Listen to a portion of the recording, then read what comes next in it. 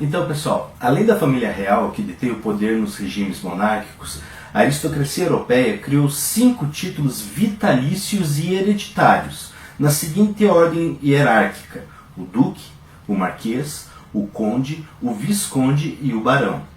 A base do sistema surgiu junto com o início da Idade Média e o finalzinho do Império Romano no século V, quando a Europa ficou subdividida em vários pequenos reinos, a ocasião em que ocorreu as invasões dos povos germânicos, especialmente. Cada um deles era governado por uma dinastia que, por sua vez, vivia cercada de agregados que formavam uma elite social.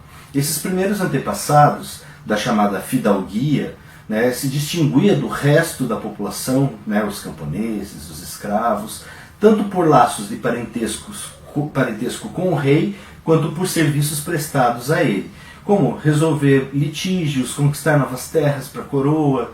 Então o costume se tornou dividir o patrimônio igualmente entre os herdeiros. Até a época do imperador Carlos Magno, século VIII, finalzinho do século VIII, início do século IX, essa foi a prática comum. A partir de Carlos Magno começou a haver uma proposta de distribuição territorial entre a nobreza. Um dos motivos foram as invasões que voltaram a acontecer a partir ali do século IX, especialmente dos vikings, que começaram a ocupar territórios do que era o Império Franco, e o rei Carlos Magno tratou de subdividir o seu território. A grande divisão, de fato, aconteceu com o Tratado de Verdun, que ele divide o antigo Império Franco entre os 3 herdeiros de Carlos Magno: Carlos o Calvo, Lotário e Luís o Germânico.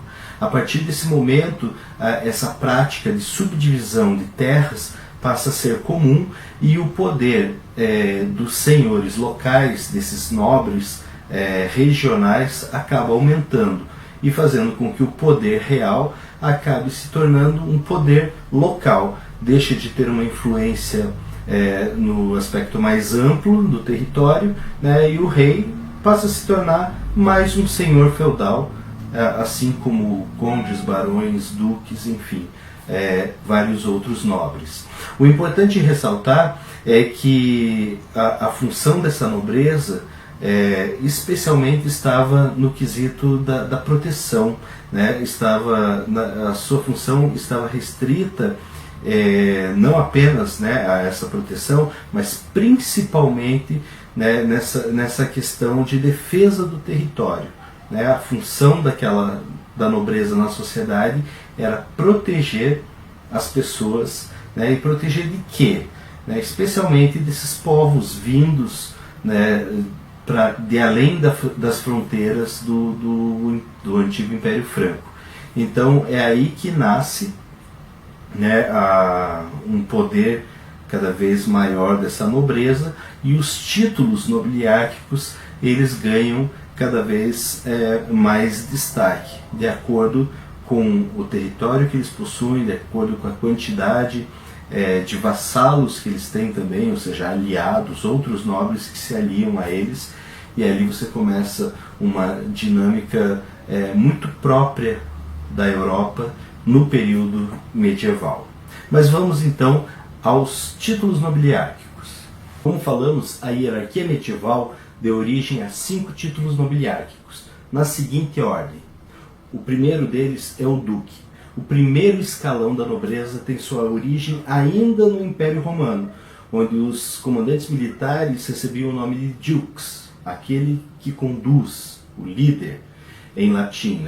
Na Espanha, os duques eram os mais importantes generais da coroa. Já em Portugal, o título era entregue apenas aos filhos do rei ou a parentes muito próximos. Na Itália, os duques eram os responsáveis pela administração das cidades e das províncias. Na Rússia, existia ainda o título de grão-duque, que era uma pessoa que ficava entre o rei e o duque. A mesma posição foi instituída pela família real austríaca, em 1358 aproximadamente, com o nome de arquiduque. ok? Então é muito importante, quando nós falamos dos títulos nobiliárquicos, entender que eles vão ter suas variações pela Europa, né? Não vai ter uma mesma função, não vai ter uma mesma atribuição em todas as regiões, ok? O segundo é o marquês.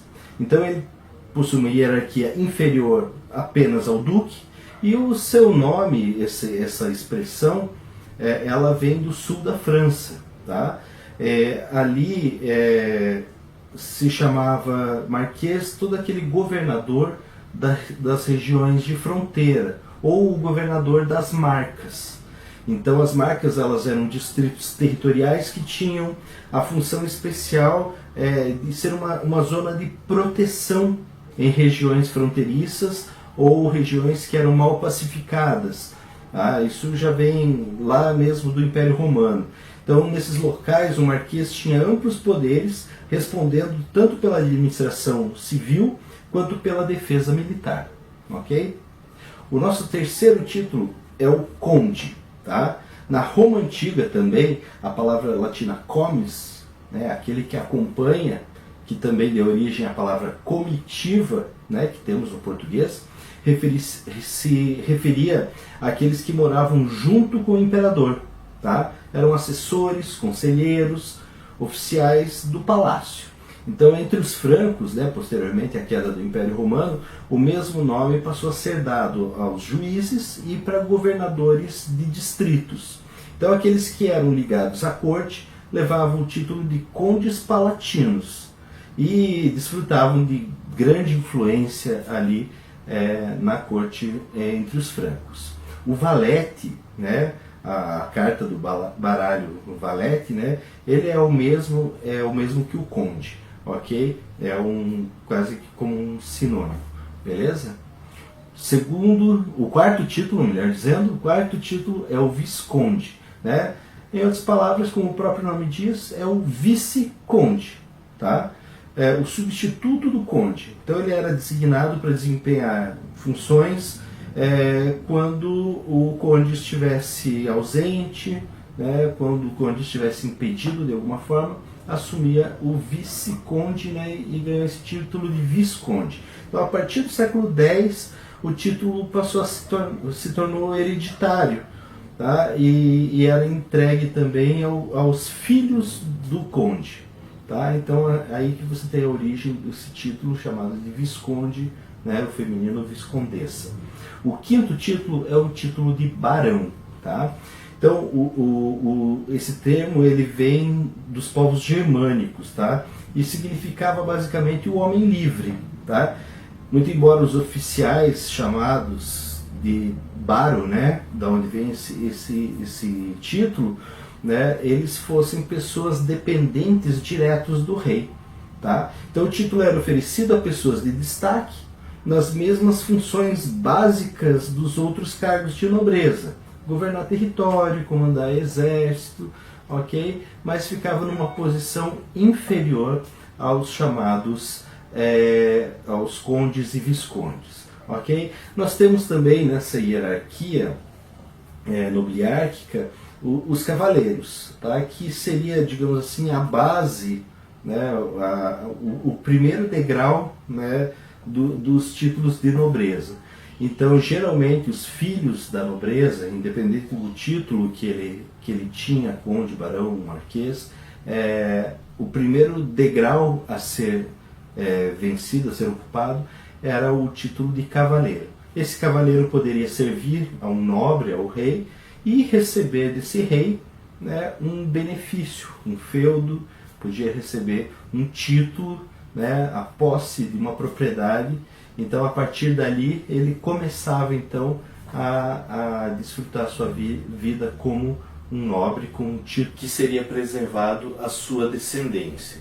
Então, a todos os seus filhos, netos, a partir de então, permaneceriam com aquele título, né, um dos 5 títulos nobiliárquicos que falamos.